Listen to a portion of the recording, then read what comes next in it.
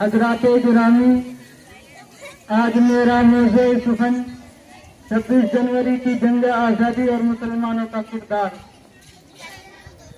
محترم اساتذہ اکرام اور عزیز طلباء و طالبات، اللہ تعالیٰ نے ہمیں آزادی جیسی عظیم نعمت سے نوازا ہے جس کی قدر کرنا ہمارا فرض ہے۔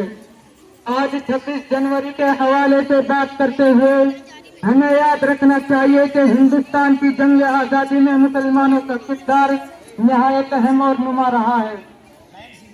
محترم دوستو، 1857 کی جنگ آزادی میں مسلمان علماء اور مجاہدین اور عوام نے انگریز سامراج کے خلاف عظیم قربانیاں دی۔ اسی جنگ میں مولانا فضل حق خیر آبادی اور حاجی امداد اللہ مہاجر مکی اور تاتاریہ ٹوپ جیسے قائدین نے بے مثال بہادری کا مظاہرہ کیا۔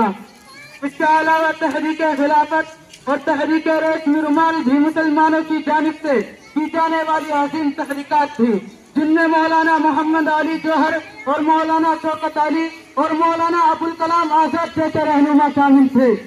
میرے محترم دوستو، مسلمانوں نے اپنے خون سے تاریخ کے صفحات پر آزادی کی داستان لکھی۔ ان کی قربانیوں نے صرف آزادی کی بنیاد رکھی بلکہ ہندوستان کے آئین کے قیام میں بھی ان کا حصہ نمایاں رہا ہے۔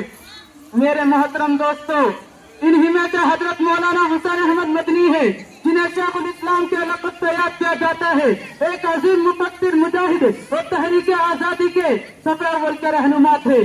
انہوں نے دارالعلوم دیوبند کو ایک مضبوط مرکز بنایا اور مسلمانوں کو انگریزوں کے خلاف منظم کیا، اور آپ جمعیت علماء ہند کو پلیٹ فارم سے آزادی کی تحریک میں بھرپور حصہ لیا اور قوم کو انگریزوں کے احتساب سے نجات دلانے کے لیے قید و بند کی صعوبتیں برداشت کی۔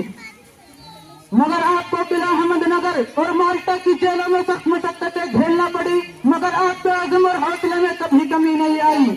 مولانا مدنی کا نعرہ تھا، ہم آزاد ہیں اور آزاد رہیں گے۔